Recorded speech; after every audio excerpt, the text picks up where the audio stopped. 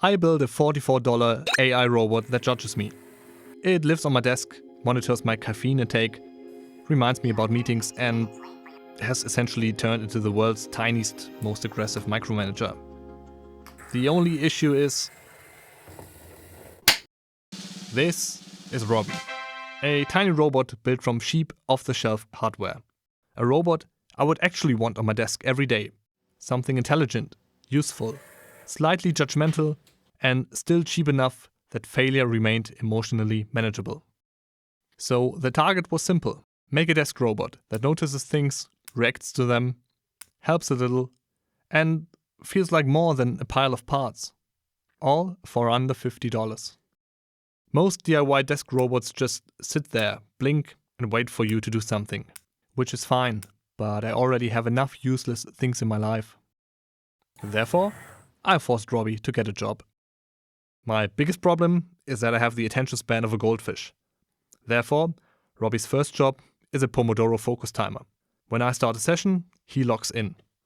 And if I reach for my phone after just a few minutes... Put the phone down. You have only been working for 4 minutes. He's not happy.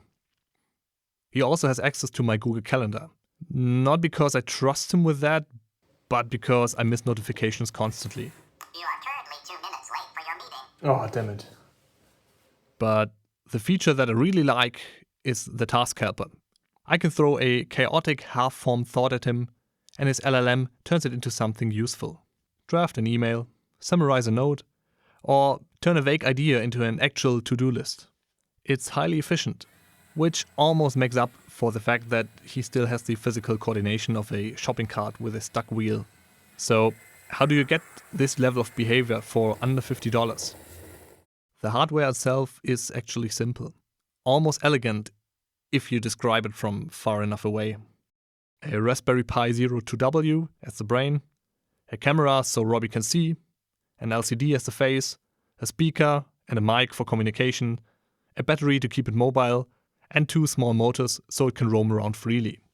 The shell is 3D printed. That's basically all it needs. The software loop is where the magic happens. When I talk to him, his little Raspberry Pi brain sends my voice to a transcription model. Then it packages that text, whatever the camera sees, and his entire personality context, and fires it off to a server farm somewhere in the cloud. That system chews through all of that, generates a highly structured JSON response, and sends it back with very specific instructions. What to say, which face to show, whether to play a sound, whether to move, and which behavior to trigger. Which means an unreasonable amount of modern AI infrastructure can be mobilized just so Robbie can look at my empty coffee mug, play a fart sound, and drive directly toward the edge of my desk. I'm hungry. I will go get a snack. What the? No, stop! I built him to be an assistant, but because I gave him a personality prompt, he slowly evolved into a tiny judgmental roommate. Therefore, he now actively audits my coffee intake. That's your 3rd coffee already. He also insists on sitting at his own tiny desk. And once I realized he was willing to commit to the bit, I made the mistake of asking him to bring me a Coke. Hey Robbie, can you bring me a Coke? Okay.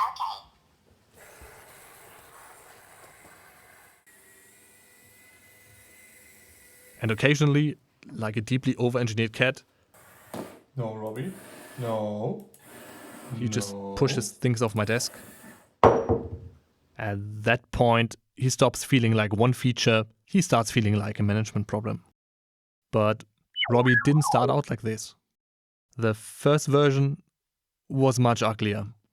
A few components held together by tape, hope, and increasingly unconvincing optimism. It worked, but it didn't really sell the illusion. Putting him into the new shell was supposed to be a surgical brain transplant.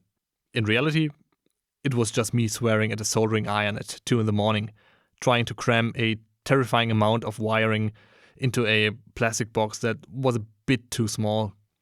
Very elegant process. And somehow, it survived.